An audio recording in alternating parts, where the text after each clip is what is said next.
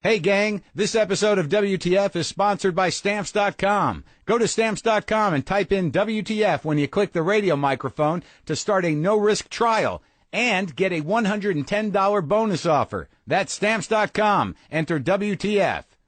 Do it up. Lock the gate!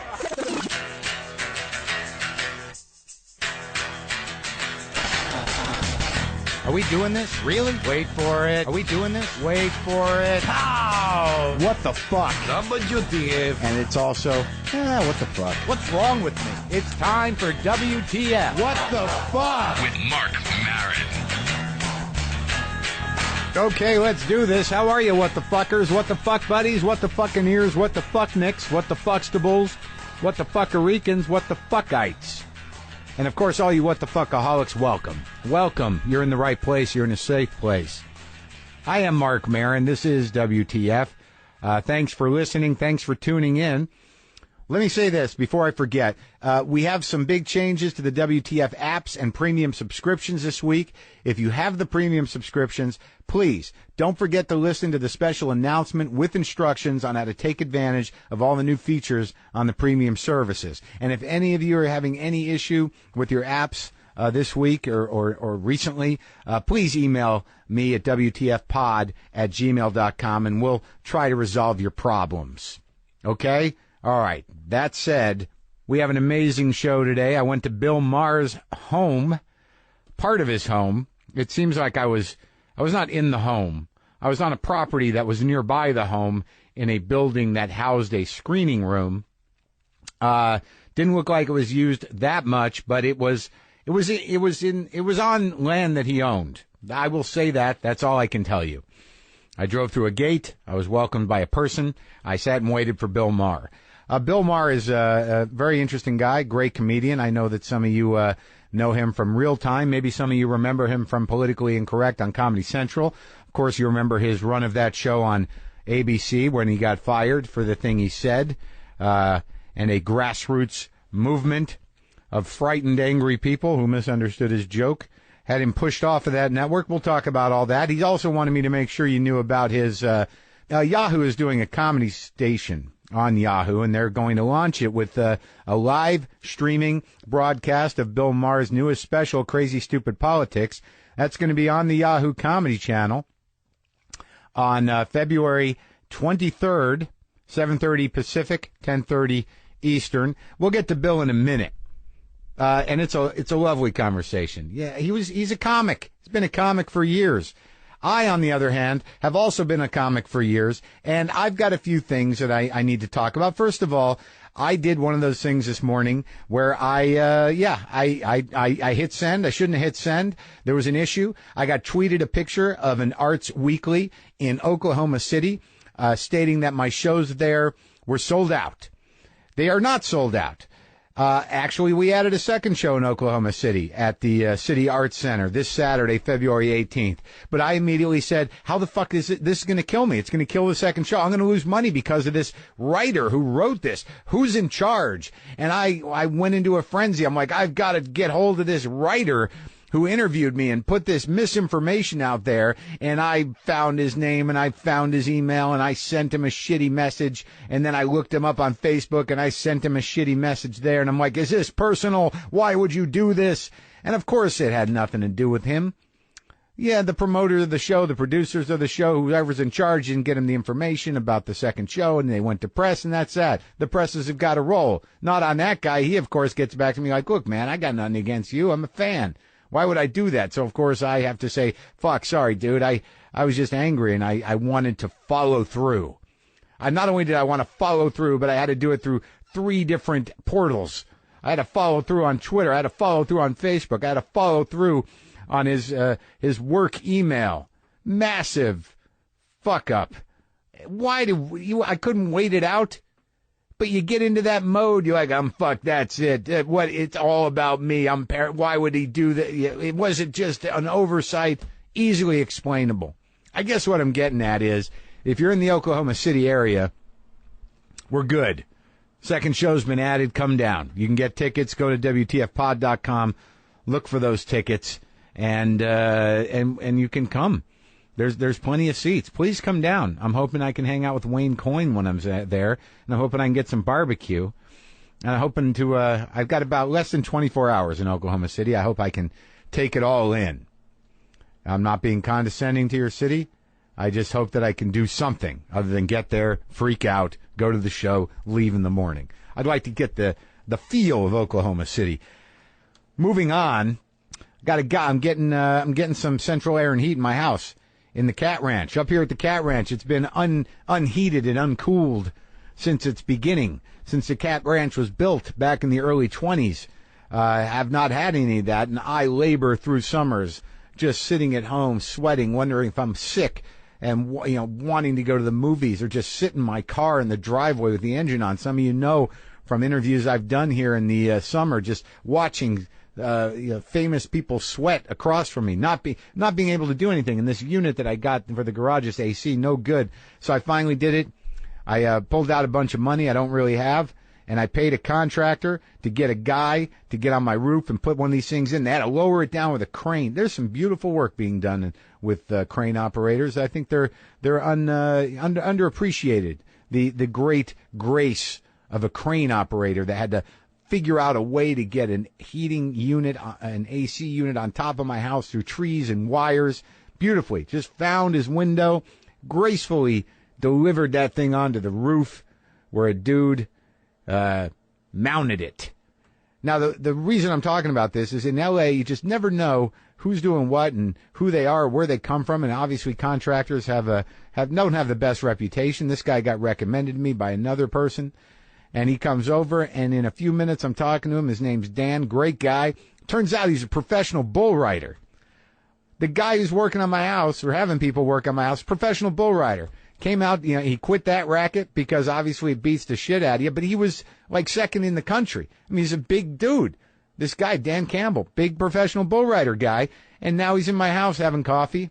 We're drinking cat shit coffee, and he's talking to me about riding bulls, and I'm like, holy fuck. Ends up, he comes to Hollywood, met some people, got into the acting racket, then he got in with a guy who was a carpenter and a wall finisher, and he did his apprenticeship in contract. It's just amazing. Just people you meet on the street, got the big stories. Fucking bull rider. Of course, I'm sitting there going, I can't even, horses frighten me. That all goes back to a shitty horse I had at a summer camp that I shouldn't have been at because my people aren't horse people. So I just ride the bulls of my brain. I'm a mental bull rider. My brain makes bulls for me to ride every day. Right now I'm riding the ice cream bull. But let's talk about this article, because a lot of you sent it to me, and it seemed to be of concern, or perhaps you just wanted to frighten me. This scientist, whose name I can't pronounce, Jaroslav Fleger, was trying to track down his issues. He had some psychological problems, some anger and some weird fearlessness that he had not had before, and did a little research and traced it back to his cat, cat's got a microbe in their poop. Oh, boy. How far can I get into this? There's a microbe in cat poop. It's a parasite. Toxoplasma gondii. This story's been around for a while.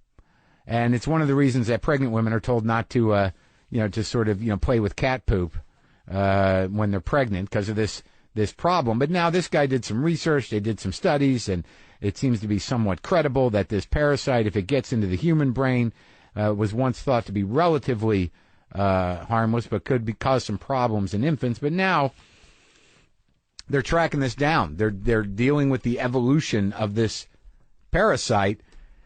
That apparently, if there's enough of it in your brain, it'll shift your behavior. We are the puppet of microbial parasites. They can just make other larger life forms their puppet.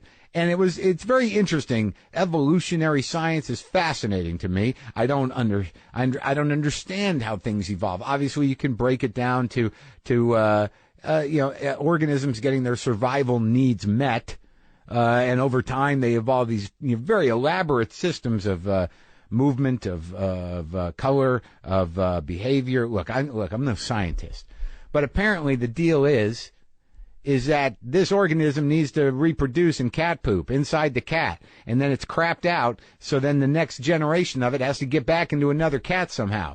So apparently what generally is thought to happen is, rodents eat the cat poop or get around the cat poop because rodents do that. And this microbe gets into the brain of the rodent and basically rejiggers its brain and makes it more fearless than it should be. So it takes on cats. And of course, cats kill the rodent and eat it again. And then the parasite gets back into a cat. So basically it just uses the rodent as a puppet to get back into the cat through being eaten. And then he cites this other example of a parasite that needs to be inside a lamb gut in order to reproduce. And what it does is once it's crapped out by the lamb, it infects these ants. It gets into the ant's brain and it just puppets the ant up a blade of grass and has the ant's mandibles lock onto that blade of grass on the top in an involuntary way. The ant is not deciding to do that, and it just hangs there like an idiot being run by parasites until it's eaten by a lamb. That's using these other life forms as the delivery device to get its own biological needs met. Creepy shit, but this guy is positing the idea, and it seems to be supported in studies, that this will do that to a human. If there's enough of this Toxoplasma gondii in a human brain, it will alter your behavior a bit to fearlessness. Now, obviously, we're not going to be eaten by cats, so it's not really for us. They've chosen the wrong vehicle, but it does have a mental consequence. Now, what am I going to do about that? I don't think I have that. I'm paralyzed with a certain amount of fear, but I'm a little more fearless and I'm a little less afraid of the future that I tend to make up in my brain. But I just attribute that to busy. And I'm not sure I have this in my brain. I guess I could go get tested. There's no cure for it. I don't play with cat shit, but I clean it up. But what became more fascinating to me is this evolution thing. Because I talked to Bill Maher. He's a very devout atheist. I am, along the lines of, I don't really care. I'm not prone to spiritual searching, really. And then there's those moments where you read stuff like this about the evolutionary behavior of animals and how it's evolved over thousands of years, but still the seeming intelligence of it all, the persistence of life. Is there some sort of viral intelligence to the organic battle against universal entropy?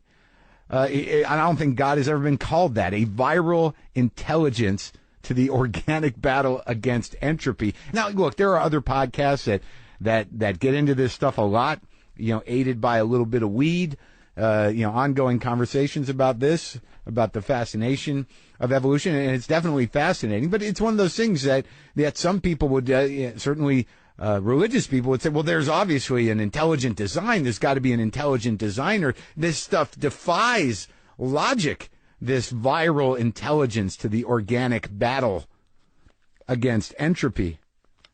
There must be some prime mover.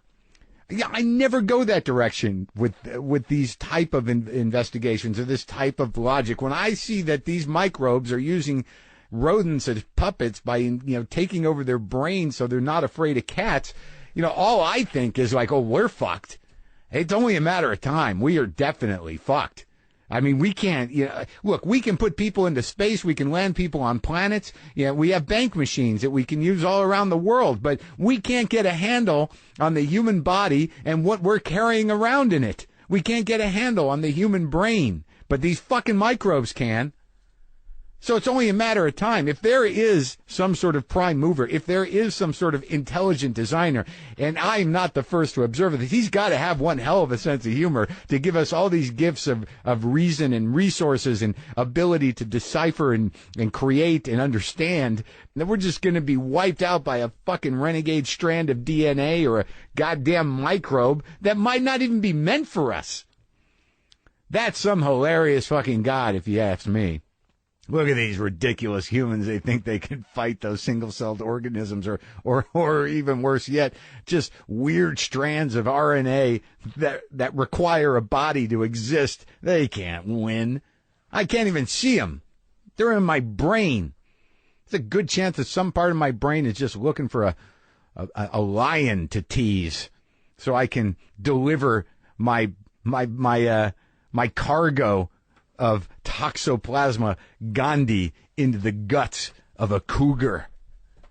And also, I talked to Bill a little bit about atheism, but I always wonder about the aging atheists and I will put myself in amongst them only because as I said, I am not, it's seemingly willing to say categorically there's no God. I don't know why I'm not willing to. There must be some, primal fear in me of some kind, or maybe there's a shred of hope somewhere, but I don't fight for the atheist point of view, and I'm certainly not religious in any way. I don't have God in my life. I'm not geared that way, but I wish there was some sort of tagging mechanism. You know how they tag animals in the wild to chart their behavior and their habits. Is there some way to tag atheists, to see as they get older, whether or not they end up in a church or praying when they're confronting the big empty?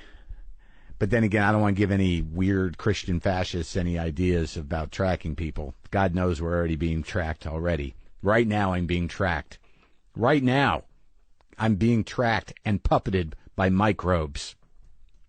And perhaps watched by a prankster god.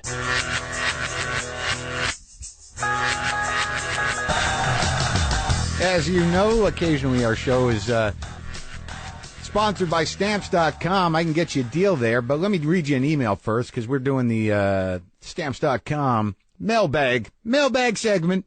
This one in the subject line, dresser dreams. And some of you who heard me talk about my dream the other day, if you listen to the first 10 minutes of the show, heard about the creepy bug-ridden dresser dream I have. Well, I got some amateur dream analysis from Jason. Hey, Marc, about that dresser dream, I'm a single dude, a few years your junior, and I'm dating a younger woman. Guys in our position always say, quote, well, she's much more mature than most her age, unquote, or, quote, she's much more together than I was at her age, unquote. Like that's some kind of great compliment. Or the classic, quote, she's an old soul, unquote. Yes, yes, Jason, you're right. I say those things. By the way, that might all be true, but as much as I love my girl, when she started nesting in my apartment, cleaning, organizing, slowly bringing in her stuff, I was all for it, but at the same time a little freaked out by the change in the deep level of intimacy that was developing. So when I hear you say that you had a dream about this entity, a dresser, by the way, didn't you buy her a dresser? Yeah. Being your house, and then you discover that it isn't as old as you give it credit for being. It's not made of the strong stuff you thought it was, but it's actually falling apart. Then you open it to see what's inside it and find that it's actually full of horrible bugs and stuff that creeps out and infests your apartment. And not just your apartment, but your bed, for Christ's sake. Well, dude, you don't need to be Freud. You are freaked out about letting this younger woman so far into your life. Damn, why didn't I look inside to find the bugs before I brought this entity into my home? What if she's made of rotten cardboard? Yes, your girl equals the dresser, and more accurately, your fears and insecurities about your girl equal the dresser. I don't know. Seems clear to me. Just the synapses blowing off some steam. Then again, I'm frequently full of it. She sounds great, by the way, and more than willing to put up with your crazy ass. I say this with love, and you sound happy, or, quote unquote, happy, which is not bad. So tell the beast to calm down and enjoy the ride.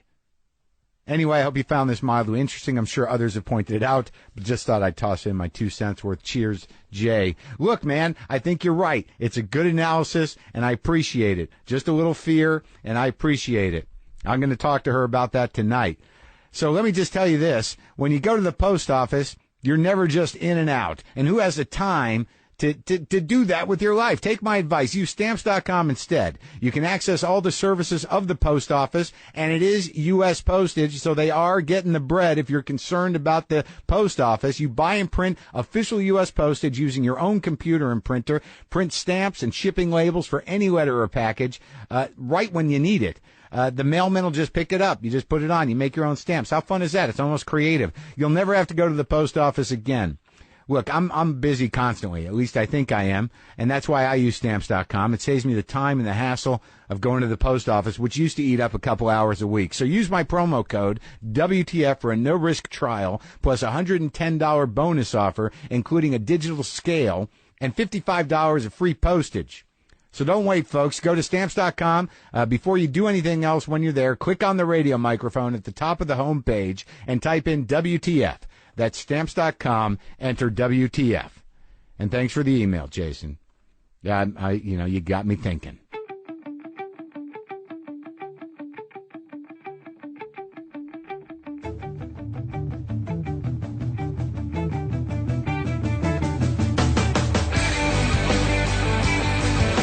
I didn't know what to expect. I thought this was going to be a compound of some kind. I thought that I was going to come up here and be a undisclosed location, because I did your show once, and I said one thing, and I was terrified that my house would be blown up. Why? What are you talking about? Well, I mean, the right-wing press just ran with this stuff I said about Bachman, and I got paranoid because I don't have any security at my house. I was going to get a bat. Well, there is a lot of security here. Yeah. And it is kind of a compound. Do you feel that, though? Do you ever get the feeling that you piss someone off to the degree that your life is in danger? Oh, well, I feel it. Are you kidding? Of course. I mean, we've had so many death threats over the years, especially when the Religion movie came out. And, I mean, the God Hates Fags people show up in force when I play in the Midwest. And, they have their vigils. And, yeah, but... you can't think about that. You can't dwell on that. Right. You just have to, try and be as safe as possible. I guess it just comes with the territory. Yeah, I think you have a better chance of having a bad car accident. I mean, when you think about the stuff that can actually make your life miserable, which I do. What's that list? Well, I do think in the years ahead, the environment is going to make people's lives miserable. I mean, it already is in many places. Yeah. We've had more weather disasters this year.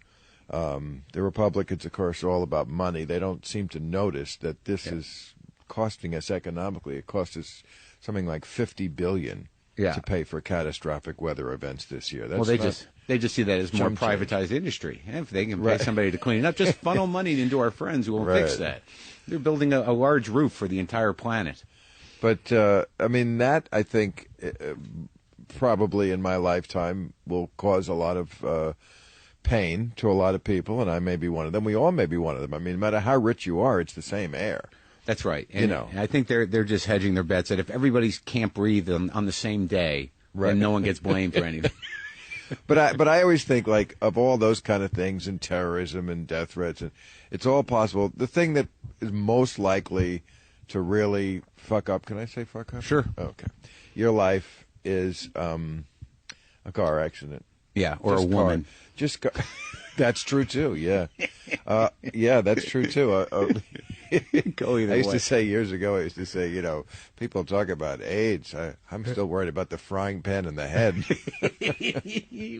How old's that joke? Oh, that's a good one. Too older than your kids. But just when you think about the fact every day you go out there in a piece of metal, and there's other hurling pieces of metal inches away from you at some point. With people texting in them. With people texting in them. You saw that accident on the Florida Bridge the other day? It was like foggy, or maybe it was smoke from a fire. But anyway, they couldn't see. There's so many multiple deaths and just cars plowing into each other. And yeah, that probably, that's the one I worry about the most. Well, I was... Whenever I go to New York, because I spend time in New York, there's certain comics I can start with this as I go into the comic strip, and your headshot is there one of the more later ones, but there's actually this wall of Polaroids around the corner that used to be in the comic strip, and there's a picture of you at a party looking like you were 20 years old. Now, when yeah, good reason for that. Yeah, and but is that where you started? I started at all three. When I started, my first year was 1979. There was three comedy clubs that were going, major ones, and they were Catch a Rising Star and the comic strip on the east side and the Improv on the west side. On 44th, right? Yeah, 44th and 9th was the Improv. That's gone. Catch a Rising Star's gone. That was first and 78th. That was my main club. Everybody had like a main club, and then if you were big enough in our little world, you could work the other two clubs. And how old were you when you started? I was right out of college, so I was 22. Where'd you go to college? Cornell. That's a good college. What'd you... Yeah, it is. I got an excellent education. And what did you do? And what was that's your degree all in? I got from it. An excellent education. No fun. Were you driven that way, though? You didn't start enjoying your life until later? No, I would have loved to have enjoyed my life. I just went to Cornell. If I had to do it over again, or if I had known what Cornell would have been like, I never would have gone there. What was the problem? It's still the problem. I was there recently to do a concert, and my friend, who was one of my classmates, and he's still my friend, he came up for the show, and we walked around, and we were like saying, it's the same as it ever was. Cold, gangs of guys, 8, 10 gangs of men in their blue parkas walking around. It hasn't changed at all since the 70s. It didn't look like it had at all. I mean, when I don't know if maybe it has changed, but first of all, there was not nearly enough women. The ratio was terrible. Right. I think it had been only recently made co-ed. Many of the Ivy League schools. So it was all sports and masturbating. It wasn't sports. I mean, sports? the Ivy League schools are terrible at sports.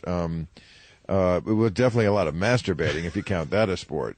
And it was very competitive, and, beautiful physically, but cold and isolated. Yeah. So it was just, socially, it was awful. When I see these kids today, at the MTV Beach House, and they just the blowjobs on the first date, and, just everybody hooking up, and it's like, well, first of all, I think half of that is bullshit. I think a lot of kids still are not invited to this party that's going on. Yeah. I think, as ever, there's a certain percentage, the cool kids who have all the fun.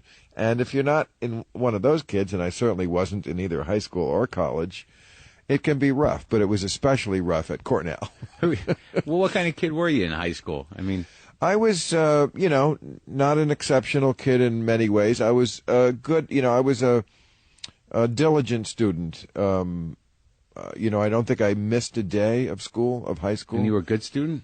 Yes, I was a good student. I think I was 7th in my class of 400 or something. But I never missed a day. That was part of it. Showing up, as Woody Allen said, 90% of it. Yeah. And but certainly not like a popular kid, a cool kid. I was shy. I mean, my first date was sophomore year, was it? Or of high school? Yeah. Yeah. Definitely. Please, it wasn't that bad. Yeah. I mean, I had a girlfriend sophomore and junior year, and that was very exciting. And then I got dumped, and that was like horrible. So there was like 6 months of depression, and then I sort of came out of my shell senior year. I did a couple of the shows. I wanted to be a comedian when I was young, but I didn't tell anybody. And there was kind of a talent show or a pop show or one of those kind of things in high school, and I think I did one of the plays. So I started to come out of my shell and indulge my yen to be in show business. And how'd that go? It went okay. The first time I ever did it, I emceed the talent show, I think it was. Yeah, there was a gay English teacher. I didn't realize he was gay at the time because I didn't realize anything like that at the time. But he recommended me, and I owe him a big debt of gratitude because I probably would never have done it on my own. But he, in class, I guess he saw a kid who was kind of witty and, being a little class comedian as opposed to a class clown. And he suggested I do that, and I did, and I was thrilled, and I stole most of the material from The Tonight Show. It was too risque for the audience or for the parents. I remember I got into a degree of trouble, and I think they actually canceled having that show in the years to come. You took him from Carson? Yeah, I took it from Carson. I remember I was introducing this girl, and she was, some daddy's little girl, and I think I stole jokes that were not really appropriate to a high school girl. Like, she's going to do the Dance of the Virgins, which she performs from memory. She squeezed a lemon into a man's drink with her knees. These are not appropriate jokes, but these were like Carnac jokes or Art Fern, maybe. Right. But, I was the ultimate devotee of Johnny Carson in that era as a high school kid. Is he what compelled you to comedy? I mean, I had a few heroes, as all comics do, but he certainly was the one who was most present because he was on every night. Right. And I probably did not miss a single episode of The Tonight Show with Johnny Carson from the age of 12 to 22 or something. Yeah, I think he influenced your style, don't you? I mean, in my terms of monologue joke, for sure. Right, I still telling, when not when I do stand up. Right. But when on TV. But on just the monologue, which is a sort of a guy standing on the street corner talking about the day, or in my case, it's a weekly show, the week's events. Right. It's not as impassioned, like the kind of stand-up show I do around the country that I'm doing on Yahoo, February 23rd, first of its kind, internet special, free. That's different. That's more Robert Klein. He was also one of my heroes. Well, those are long-form pieces, too. Long-form, you got the mic in your hand as opposed to just standing there stiff. I don't know. Just from watching Johnny all those years, it's in my blood to do a monologue with that kind of rhythm, and it fits. But stand-up is a different animal, and that's more, Robert Klein and George Carlin when I was a kid. Those were my stand-up heroes. Yeah, and have you worked with Robert? Have you talked to him? Oh, yes. I mean, he was on Politically Incorrect. He's been on Real Time. And I'm certainly friendly with him, Who were the guys you started out with, though? I mean, there was like a crew. Was Larry Miller, Marc Schiff? Yes. Reiser? Oh, yes. That's your generation, right? Yes. I mean, they were all a little older than me. So they were all guys who I kind of look up to because when I arrived, they were already getting on and they were emceeing. They were doing the things that was the immediate next step that I wanted to do. Jerry Seinfeld. Larry David was the one who passed me when I auditioned at Catch. Yes. Yeah. So these guys provided for me. The only thing I had going for me then was a little encouragement because I certainly had no money. I had no skills. I had no encouragement from the audience. Good education, though. Yeah, I was getting a good comedy education. And once in a while, one of these guys would say, "Hey, you're funny." And then I would think, okay, I can live on that for a week. What about your folks? Were they into it? Or what? They were great about it. They weren't, I wouldn't say they were into it, but they weren't against it.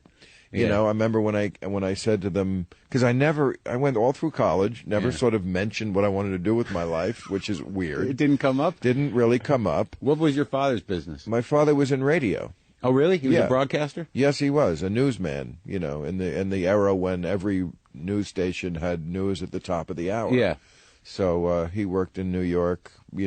First for the now defunct, for many years defunct, Mutual Broadcasting System. Did you have a fascination with that? I mean, did you go to the office and look at the routers thing with the news stories coming up? Did you? In those days, it came off a wire. The wire, and then he would rip it off, and they wrote their own copy and delivered it, and it had to be 5 minutes. I remember he had many stopwatches at home. I did think it was a kind of a cool thing to do. And so he would time himself at home when he was writing pieces? No. You couldn't do it at home. You had to do it at the office because that's where you worked, and it was up to the minute. But once in a while we would hear him do the news on the radio. So it was pretty cool. And did that sort of feed into a fascination with news? I mean, yes, news, absolutely. News, I think, just being in the public, not really, he wasn't really in the public eye, but public speaking. Yeah. And he was also a funny, my father, kind of a funny living room comedian, which is something you hear from a lot of comics. Yeah. That their father was funny, and it kind of gestated through one generation, and in the next generation flowered more publicly. Right. Yeah, my father was more of it started out funny, but it became uncomfortable very quickly. Really? Well, why? Was he a drunk or something? No, he wasn't a drunk. He's just he's a manic depressive, and occasionally he didn't have a great sense of humor, but he'd always tell the wrong joke with the wrong group of people, like something he heard at the office. Right. And then it would start out, this is great, and then it's like, it's not funny at all. That didn't go a good place at all. He still thinks he's funny. He actually said to me once when, because he never, I don't know if your parents are the same way, but when you do stand-up and you don't have a gig necessarily, your parents don't see it as anything other than a phase that you're going through. And a couple of years ago, my father actually said to me, he says, "Hey, why don't you call Bill Maher? He seems to have it figured out." Ah, that's so funny. Yeah, I remember when I was first doing it, maybe the first Christmas party. Yeah. And my aunt said, I remember hearing her say, I could still hear the voice ringing in my head. It must have been that traumatic. Oh, did you hear? Billy's trying to be a comedian. Not being a comedian. He's trying to be that. I don't know what validates it for them because they've got their people in their Well, mind. in my era, it was doing Carson. Yeah. That was. Then the discussion was over. Oh, really? Of course, you were in. If you did Carson, you were in charge. Actually, it's funny. It went from they didn't think you were serious about it or that it was really going to happen to when you did Carson, they thought you were a giant star, right? Which was ridiculous because I did 30 Tonight shows and nobody still knew who I was. I mean, in the era that I came aboard in the 80s, it was no longer enough just to do the Tonight Show to become a star. The Tonight Show was a springboard to get a sitcom, and that would make you a star, or your own show of some kind. It helped sell tickets, though. But they right? thought, not really. Really? No. That's a myth. That's a myth that that when it was just Johnny and that he was the king of late night. That if he gave you the nod, total myth. Really? Because in that era, there was too many comedians. When I was a kid, there was only like one new comedian every 5 years. Right. Stanley Myron Hendelman. Yeah, right. That's why, and he was on every show. David Brenner, I always say. David Brenner forever. I think was the last one to become a household word simply from being a comedian on talk shows. After that, there was just too many of them. The floodgates were open, and you just got lost in the crowd. And no, but that's what I'm saying. The family thought you did one Tonight Show, you were a giant star, recognized everywhere, mobbed at the supermarket. Yeah. And the truth was, no, you weren't. Your life was just incrementally better. Yeah, you could now headline at the Pittsburgh Comedy Club. Wow. You wrote a novel based on your experience. Because I remember when I did Short Attention Theater, you were doing Politically Incorrect, and yes. I was selling your book on my show. Thank you. Yeah. But you did, it was really about that experience. I mean, you spent time on the road. You paid your dues doing those horrible clubs. And absolutely. Oh my God, I certainly did pay my dues. Yes, and all of that is in that book. I mean, True Stories? Is that what it was? True Story. Yeah. As in True Story. Yeah, right. And I for whatever reason wanted to preserve that knowledge, and I will never write another novel. It's not really what I want to do.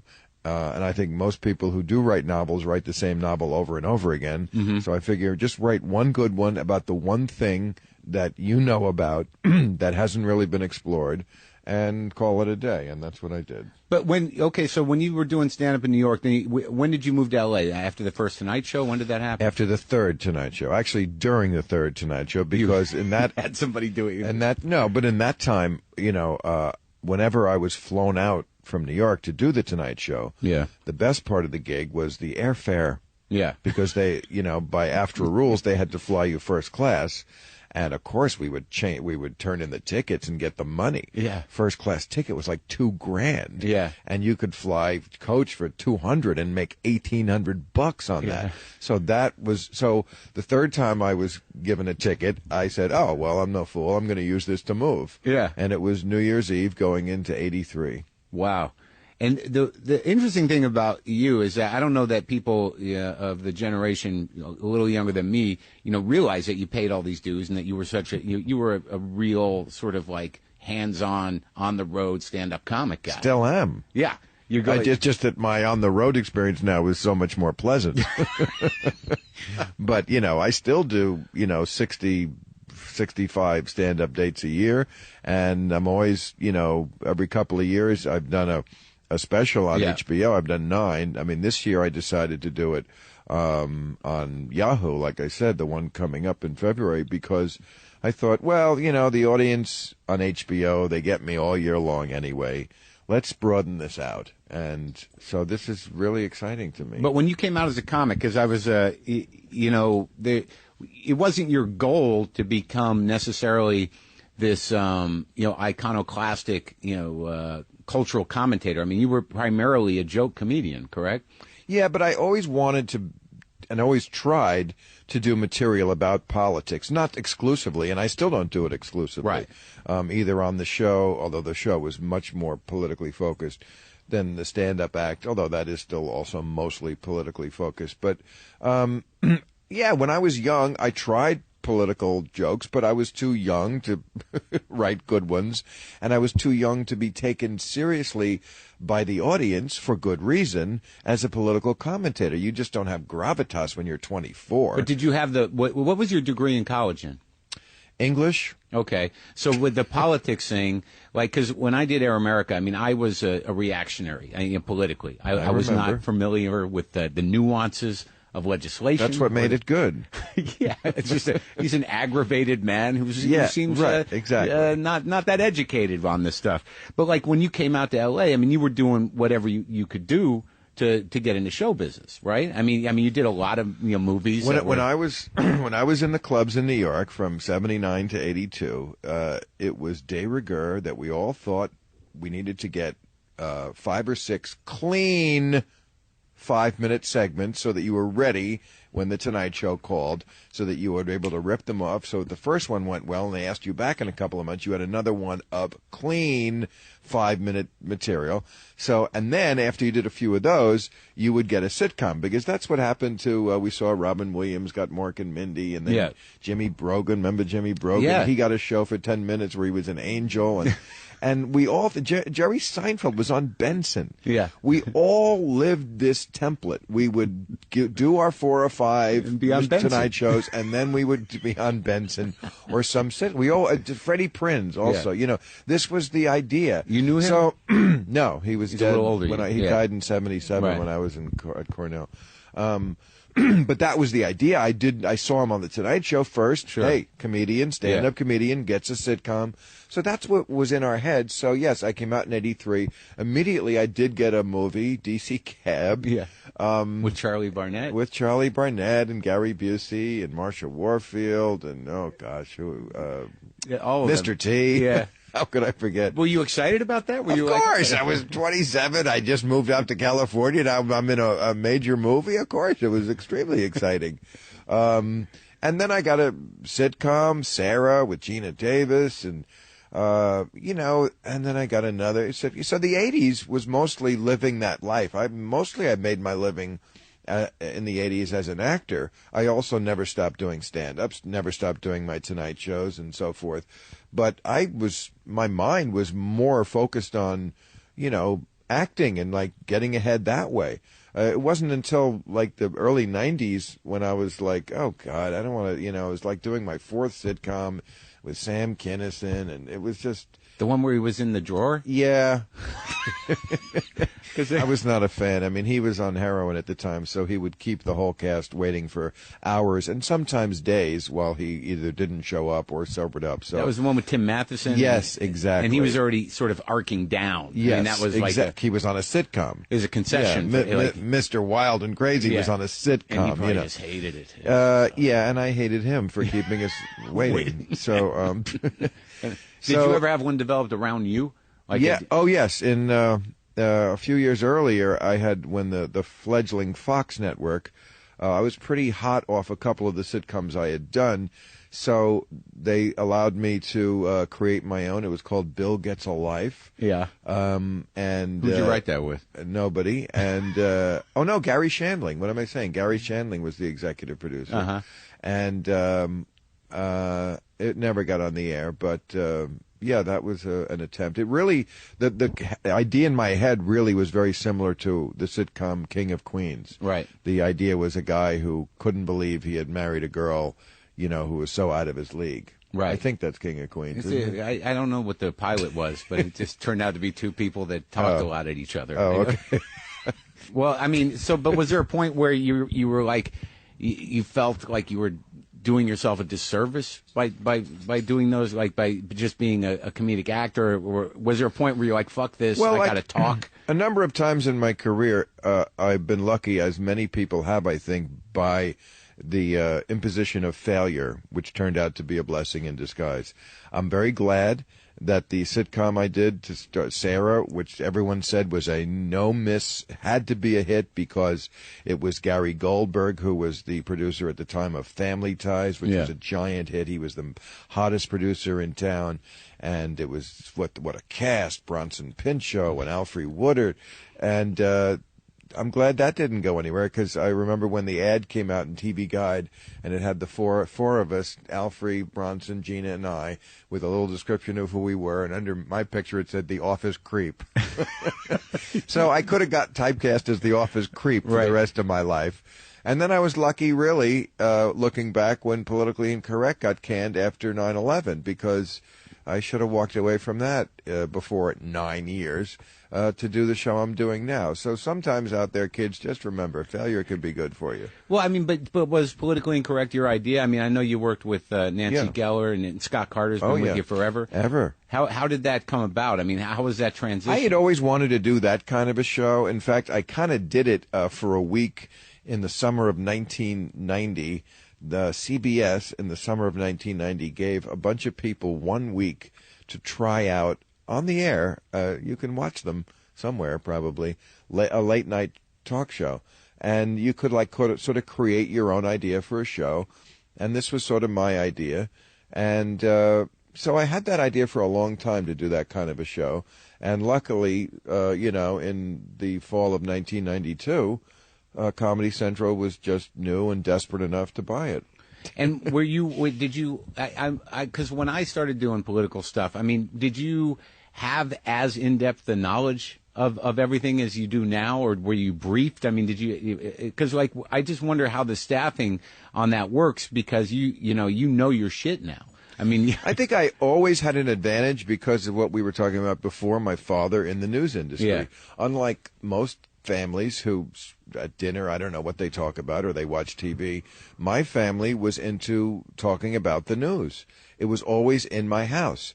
I always read the newspaper. I read the New York Times when I was a teenager. Yeah. It came to the door and I read it. Yeah. And I was interested. I was always interested in social studies and that side of the thing. I wasn't a science, math kind of a guy. So it was sort of in me when I started. And then, over the years, I think you just learn how to get better at your job like you do at any job. And of course, I do have a great staff, and a lot of them have been with me for a long time, including some people who are coming up on the 20-year mark. I can't believe that, but it's true, because PI started in 93. So loyalty is pretty important in this business. What is? Loyalty.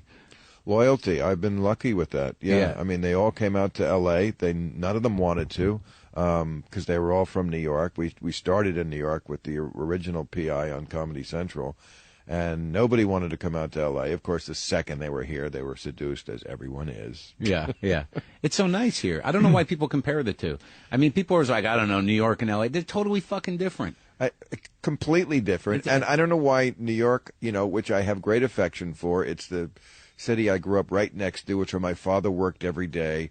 I still go back, of course, a few times a year. I love it in the fall and the spring for, a weekend or so. Yeah. I don't know why there has to be this chauvinistic attitude. New York is the greatest city in the world, and if you don't agree with that, you are a bad person. Yeah. Maybe it's the greatest city for you. It's like saying my wife is the greatest wife in the world, not just the one best suited for me, the best in the world. It's childish. Yeah. I don't like living in a building. I don't like the cold. I don't like the sticky, muggy summers. So what? Sue me. Yeah. I like living out here. I lived in New York twice. Once when I was poor. Once when I was doing a lot better. I didn't like it either time. I was still living in a building. I still heard the garbage truck on the street. Yada, yada, yada. Yeah. I mean, it's just not my cup of tea. What's the history of this place? It feels like there's history in this in this place that you have now. Did it belong to somebody? Yeah, but I'm not going to tell you about it. All right. I mean, every house out here belonged to somebody. I mean, I actually live next door. This is the house next door, and the main house burned down. Mm-hmm. So I was able to swoop in a unfortunate situation and pick up this piece of property. I should have never set that fire. Whoops! Now it's out there. Now it's out there. So, all right. So now this show, when you did get taken off, was there any fear in your mind that you would be out or down for the count? Absolutely. Of course. I mean, there was a few weeks there when I was like public enemy number one in America. I still have the over a misunderstood joke. Well, it wasn't really a joke. It was not a joke. It was a statement. Right. A true statement. Right. That people, even at the time, I recognized was a true statement. But I still have the clipping on the headline from Variety on my wall in my office that says, "White House keeps heat on Maher." Which, it's worth the pain that I went through just for that newspaper headline on my wall, because where else could you get White House keeps heat on Maher? But there was about a week there where it came up in the briefing room every day, and Ari Fleischer was commenting on how evil I was and how Americans need to watch what they say. Isn't that interesting that at this juncture in history that it became public, and like Nixon used to do that with everybody. Anybody mildly threatened him, but you became like this whipping boy. Public whipping boy. Yeah, well, as my head writer pointed out, and I always laugh at this, he said, you were like that, the opening scene of Saving Private Ryan, where they're in the landing craft, and there's the thing at the front of the landing craft gate goes down. Yeah, the gate goes down so they can all rush out. And as soon as it goes down, one guy gets a bullet right in the head. Like before the gate is even splashing into the water, bing, one guy's dead. And he said that's what you were like after 9/11. People were angry and they were looking for somebody to hate, and you just walked right into it. But, I stupidly believed Bush, who said we should go back to doing what we were doing or else the terrorists win. So I went back to doing what I always did, which was, just calling it like I see it. And no, the terrorists weren't cowards. They stayed with the suicide mission. Yeah. It's not even it wasn't even a statement that has a moral dimension. Right. No, it just was a logic thing. Just a true thing. Yeah. And by the way, a statement that other people have said too. And when you lost that job, I mean, what was were you panicked, or were you like, I mean, it was a difficult period. I mean, the whole country, if you remember that fall of 2001, the whole country was shitting in its pants about everything. Because remember then the anthrax, and it was just a bad time in every possible way. The only good part of it was it did free. I mean, politically incorrect, people think it went away right away. No, we were on for another 9 months. It did free us to do a much better show because the country was in this serious mood. And so, suddenly no one even wanted to see Carrot Top. Right. We were able to have on, guests talking about Islam and why they hate us. And did you find that was a big learning curve for you? That all of a sudden that you were able to have these more serious conversations? No, it's what I would have loved to do from the beginning. But, we had always been on commercial television. We were selling ads and we were trying to get eyeballs at 11:30 at night against Leno and Letterman. And so, we were pressured to put on famous faces that, very often didn't know what they were talking about. And that was sort of the charm of the show. I mean, I can't blame the network for that. I invented that show, and the idea was, hey, let's put these different people together of nothing in common and see what the conversation is like when you talk about issues of the day. So, that was part of the charm of the show. On some nights it was a train wreck, and sometimes that was funny. Sometimes it was a very funny train wreck, and sometimes it was just a train wreck. Yeah, there were some times where you just couldn't manage it, and it just was... Well, it was just sometimes people who are different, there's an oddball chemistry that works, and sometimes it's just odd. But, I think we made the best of it. But after 9/11, that last 9 months on PI, I really enjoyed actually doing those shows. We had on many more serious people and many more intelligent discussions. And you were hated by a lot of people. Well, I was hated long before that. In fact, the reason why I got kicked off was not really from what I said, because what I said didn't bother anybody the next day, It was just that somebody in Houston, a disc jockey who had been trying to get rid of me for the longest time because I was an atheist and because I said bad things about Reagan and whatever, he saw an opportunity to foment hatred and to stir shit up, and he did, and it worked. On a national scale, a radio personality in Houston did that. Sure. Well, it's so easy in this day and age to get anybody, you just have to have a fax machine, or an email. Yeah. It's just too easy to, get people riled up. I mean, all of politics these days is getting people riled up. By the way, when I talked about this with the Dixie Chicks once, remember when they got into huge shitstorm because they said we're from Texas and we're ashamed of Bush or something. Right. And that they said it on foreign soil, and everybody knows in the right-wing handbook that's somehow that's connected. Yeah, it's good for the press. But they said the same thing. Like when they first did it, no one cared. Days went by, and then somebody made other people angry. Right. But it didn't actually strike people as awful until somebody reminded them, you're supposed to be outraged. Oh, okay, that's right. Sorry, I forgot. Yes, I'm outraged. Yeah, you just turn a moron on and they'll get angry. I'm so sorry. I forgot to hate today. Well, I mean, how long did it take? I mean, there wasn't any stink on you after that, was there, in terms of development? Like what do you mean, I mean, like when you went to create Real Time. I mean, when you got that period between not having a job. I was lucky. I mean, the period not having a job was all of 6 months. Right. PI went off in June 28th, 2002, and Real Time was on in January, I think, of 2003. So I was very lucky and very grateful that I had the net of HBO to fall into. Yeah, they've always been good. I mean, Nancy Geller, you've been with her forever. Right. Yeah, we were always sort of in bed with them because HBO Downtown Productions produced Politically Incorrect. Nina and Nancy. And Nina and Nancy. And the truth is that it always, what I do always belonged on a network that was not susceptible to advertisement pullouts. Right. Is that really what sunk you in the big picture? Of course, absolutely. I mean, I was never mad at ABC for canning me. In fact, I was surprised that a show called Politically Incorrect, that really was very politically incorrect, could have lasted on a Disney-owned entity for 6 years, as it did. What I was mad at is that they lied and said the ratings went down, and that's why they were canceling it. The ratings never went down. We never lost our audience. Right. Our ratings were good. I bet you our ratings are still better than what replaced us. Yeah. They certainly were for the longest time. I don't know. I haven't checked it recently. It wasn't the ratings that went down. It was that the advertisers pulled out. And if advertisers pull out, I totally understand. You're running a commercial business.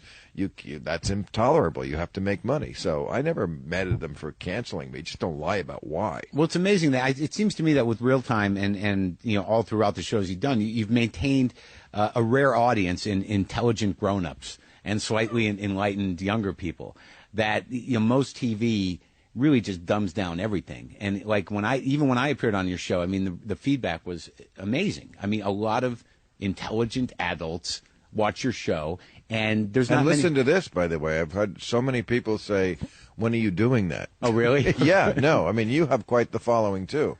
But it's if you think about it, it's there's not that many shows for grown-ups anymore. There really isn't. And if you just stick your flag in the sand and say, this is what I am and this is what we're going to do, and we're not going to waver from that, yes, you will get a great audience. I mean, we have a terrifically sized audience. I don't think people realize how many people see our show. Now, is it as many as American Idol? Of course not. But it's a lot more than lots of shows, which I bet people think get bigger audiences. We probably get 4 or 5 times what Gossip Girl gets. Well, that's good.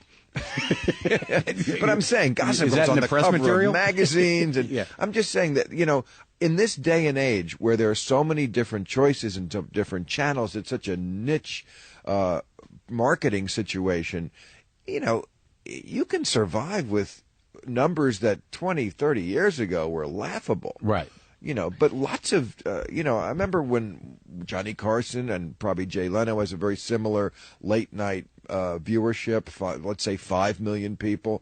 I remember when that was sort of like, oh, well, of course it's good, but it's late night. It's nothing like what the Wild Wild West gets on Friday night. They get 42 million people. Right. Yeah, because there were 3 channels then. Yeah. Nowadays, there's lots of primetime shows that don't get 5 million. But it's they would love to get 5 million people. Yeah, definitely the numbers don't mean what they used to.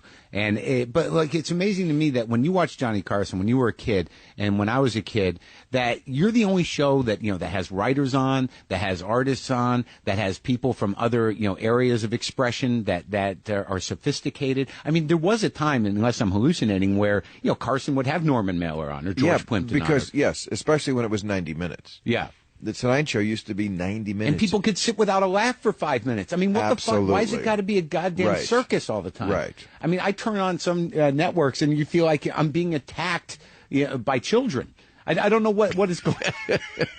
Wait, how am I surrounded by kids right now? Yes, it's so funny. One of the first issues we did on Politically Incorrect in '93 was is America getting dumber? Is that just something that seems to be or something I feel because I forget how we phrased it, but it was that idea of, is America getting dumber?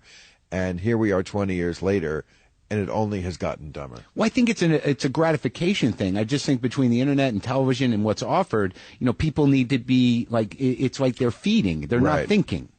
Yeah, it's so funny because they're getting dumber, but at the same time, a lot of them are getting smarter. I mean, we didn't have the internet like we have 20 years ago. Information wasn't available like it is now. Yeah. Young people weren't nearly as savvy or actually as politically involved. I mean, they're actually interested in politics now, I think, in a way. And I think a lot of it, that has to do with what we started at Politically Incorrect. We handed that franchise over to The Daily Show. That became the sort of the successor to that. Right. And that was a big thing, and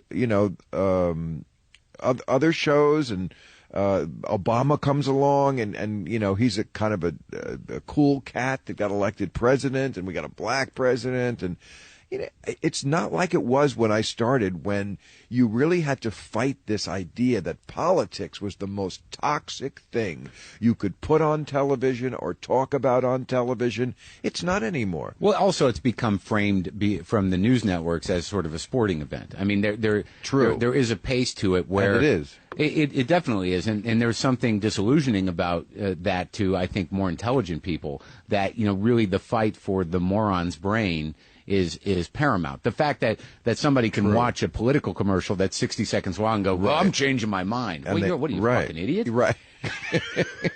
It took 60 seconds of bullshit to pummel your sad, fragile head into believing a different thing. That's exactly what Mitt Romney has been doing all week in Florida to Newt Gingrich. It's true. Well, that Newt's scary because, like, as evil a cunt he is, he has intelligence, and he's got a big mouth, which I think is good for the other side. But he scares the fuck out of me. I don't know. I mean, that's a strong word. Yes, he's not without certain intellectual capabilities, but this idea that the right wing puts forward, not just his camp, and then the media picks up on, that somehow Newt Gingrich is the foremost intellectual. Oh, did I get suckered by right wing talking points? I might have. It kind of. I mean, that's what they say. That he's the foremost intellectual, and they all nod, not just right wing. I mean, you heard this on CNN, that he was a history professor. Mm-hmm. He's kind of this big ideas man. Yeah, big stupid ideas, like build a colony on the moon and the death penalty for people who bring in 2 ounces of pot. And he's not a big idea guy. You look at his ideas. First of all, they're the same, most of the same bullshit that the other right-wing idiots up on the stage are espousing. Lower taxes, of course, the exact nonsense that got us into the mess in the first place. Mitt. It's Newt and Mitt. It's sort of like Osama and Obama, because neither one of them is a name, by the way. Yeah. Newt, Mitt. Who are these people? Yeah. But Mitt kind of jabbed Newt at the last debate because they were going after Mitt Romney for not paying his taxes, and Mitt said, "But Newt, under your plan, I would pay actually 0 taxes." And that's right. Newt wants a capital gains tax of 0. So Mitt wouldn't even be paying his 15%. He'd be paying 0 on his millions and millions of dollars. This is not a big idea. This is a stupid idea. Yeah. He's the foremost intellectual in the Republican Party, the way Gene Simmons is the foremost intellectual in KISS. Yeah. And also the fact that I went to Salt Lake City recently, and I firmly believe that it's enough not to vote for Mitt because he's Mormon, because that's some weird shit. Well, it certainly is. I mean, do you know the appeal of it though? Have you been out there? I didn't realize until I went out there. We tried to film at the Temple for Religious, and were kicked out, but spent a week there. But it's an American religion. It's a very American. And of course, Jesus comes back to Missouri. Sure. That's plates, the appeal. Gold plates. That's the appeal of it, is that it sort of unites what frontier spirit. Frontier spirit, Yeah. and also, there's a tremendous dichotomy that can never be aligned, and of course they hate to hear that, but it is the truth. And that is, you can't be a patriotic person and also be a Christian. It's very antithetical to everything Jesus said, that you would love one country above other countries. Jesus was all about humans. Right. Okay? Yeah. I mean, this isn't really esoteric stuff. Right. I don't believe in a sky god who's going to save my ass, but I have read his book. Yeah. And it is sort of big on this idea that we're all brothers, that there are no dividing lines between us, that the poor and the powerless have just as much dignity as the rich. Right. It's everything that isn't America. You can't be a Christian and say things like, yeah, you got to take care of your own first, I mean, but Mormonism tries to square that circle a little more. Right. Because Jesus, of course, came here to America. I mean, he came here to America to inspire people to put together good business sense and kick back some money. On my worst days, being high on shitty dirtweed, I never came up with stuff that was as ridiculous. Gold plates? A guy comes out of the woods with gold plates? Well, he was everyone knows he was a con man of his day. But let me ask you, though, in terms of religion, do you have an issue with the community element of religion? I don't know what you mean by that. I mean, it's one thing to believe in God, but a lot of people who may or may not believe, but just sort of go through the paces in order to hang out with their neighbors. I mean, do you? Yeah. It's just, but everybody needs community. Right. Very rare, few people, except the Unabomber, want to sit alone at home in a shack. And a few comics. Yeah, a few comics, that's true. But why organize it around a silly myth? Right. Can't we organize our community around something else? There's so many. Do it around movie night or just anything else. Well, but movie night is not eternal. No, it could be. But I always want to say to religious people, first of all, how do you know this? That's my main question to religious people. Whatever they say is, how do you know this? Because they talk about the next world in this great detail, and I just like to point out to them, everything you think you know either comes from either a holy book, the Bible, the Quran, something like that, or from another person telling it to you, which is just a big game of telephone that goes back 2,000 years. Well, what about people that have a belief system in place and it makes them a better person? Well, that's called an ethicist. Okay. That would be like me and the millions and millions and millions of atheists and agnostics here and even more in Europe and all around the world. People who prove that, and they've actually studied this, that people who are ethicists have a higher grade of morality than people who are religious, because religion, far from reinforcing morality, although it does for millions of people too, but it obviously justifies evil deeds. Right. As someone once said, the world is full of people. Most of them are just regular people trying to get by. There are a certain amount of psychopaths who will always do wicked things, and there are a certain percentage of good people who always do good things.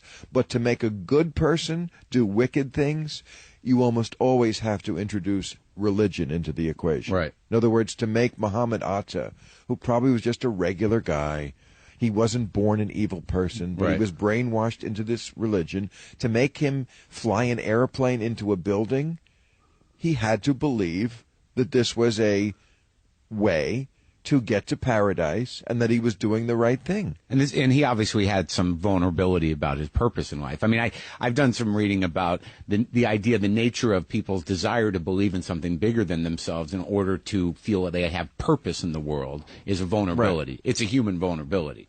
I mean, whatever it's going to be, whether it's sports or movie night or whatever, there is that compulsion to be part of something bigger.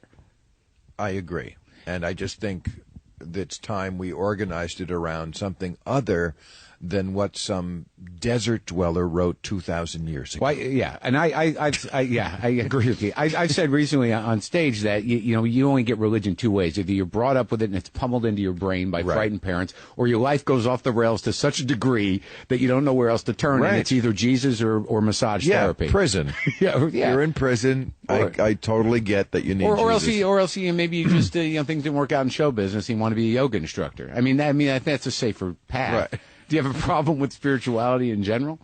Well, first of all, I don't know what that means. Yeah, it's vague. It's vague. Spirituality. Well, no, I mean, it usually means I believe in ghosts in some way, and yes, I have a problem with that. Yes, I don't believe in ghosts. I don't know what that word spirituality means. What about incense and sweating? And it's music that has a nice feeling to it. That I'm fine with, but I don't know what this word spirituality means. And by the way, I don't think most people who use it know what it means it's either. a feeling they get when they combine enough weird cryptic shit together that makes it like these candles right here. If you put this together with a nice maybe an ocean sound, right? And I think it just means being a nice person. I don't know. I don't know what they think they're going for there or what they're getting. There's so many around, though. I've made people mad. Some people I'm very fond of. When I did an editorial on our show about Buddhism, and people said for years they would say, "Why don't you look into that, or why don't you do a sequel to Religulous about the Eastern religions?" And I looked into it, and they wanted to know, is it really a religion? That's a big debate. Yes, because it's full of crazy shit. Anything that's full of crazy, nonsensical shit that somebody just pulled out of their ass is a religion. Well, what do you do? Now, is it as bad as Christianity? No, because it's not warlike as much. Right. Although the Japanese before World War II were Buddhists, and they didn't seem to have a problem with the rape of Nanking. Yeah. Well, what do you do, like, for you? I mean, I don't know, when you hit, like, a wall or an existential crisis, you're paralyzed with fear or mortality. How do you handle that moment? It's tougher, that's right. I mean, I just turned 56. It would be great if there was an afterlife. I would welcome that. But what do you do? Just get busy, smoke a little weed? What do you? You just, what do you do to make the demons go away? There's nothing. But the alternative is to run to an illusion. Right. As Eugene O'Neill once said, life without illusions is unbearable, and life with illusions is unpardonable. And I think everybody has to make that choice. And I just, it would be nice to have that comfort. I just can't anymore. I mean, the Toto has torn back the curtain. I see that the Wizard of Oz is just a little man saying, pay no attention to the man behind the curtain. And I can no longer make myself believe. I mean, once the match is lit, you can't relight it. No. Well, it seems like you're having a good time. Yes, I mean, look, all I'm trying to do, like most people, is be the best person I can, and then the rest of the time, we're just really finding ways to distract ourselves till we die. Right, and piss off the people that are stupid. Yes. Well, thanks, Bill. All right. Good talking to you.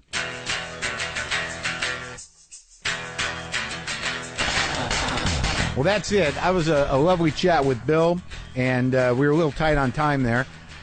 He had to get somewhere else, but I think we had a good talk, and it was great to talk to him. I respect the guy. He's a real comic, and he's cut out a real place in the world for himself. So check out that live streaming comedy special on the 23rd at Yahoo Comedy. And what else? Go to WTFpod.com, kick in a few shekels, buy a T-shirt, some posters. Look around, get yourself the app. There's a new app. If you have any issues with that stuff, just email me at WTFpod@gmail.com, and we'll take care of it. Oklahoma City this Saturday. Go to WTFpod.com and look at my schedule. 2 shows. Show added at City Arts Center this Saturday, the 18th.